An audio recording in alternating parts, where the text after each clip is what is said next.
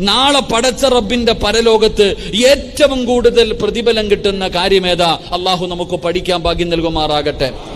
ഏറ്റവും കൂടുതൽ സദക്കയുടെ പ്രതിഫലം കിട്ടുന്ന കാര്യമേതാ? പള്ളി കെട്ടിക്കൊടുത്താ കിട്ടുന്ന അതാണോ? പറ സഹോദരങ്ങളെ, ഏറ്റവും കൂടുതൽ സദക്കയുടെ പ്രതിഫലം കിട്ടുന്ന കാര്യമേതാ? പള്ളി കെട്ടിക്കൊടുക്കലാണോ? പറ, പള്ളി കെട്ടിക്കൊടുക്കലാണോ? ആണോ? യതീമായ മക്കൾക്ക് ഭക്ഷണം കൊടുക്കലാണോ? നിങ്ങൾ പറ, അതാണോ?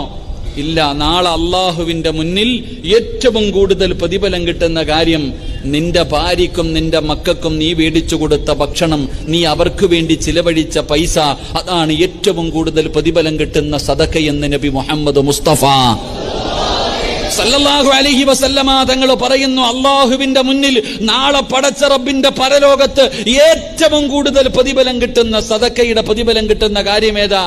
നീ നിന്റെ ഭാര്യക്കും നിന്റെ മക്കൾക്കും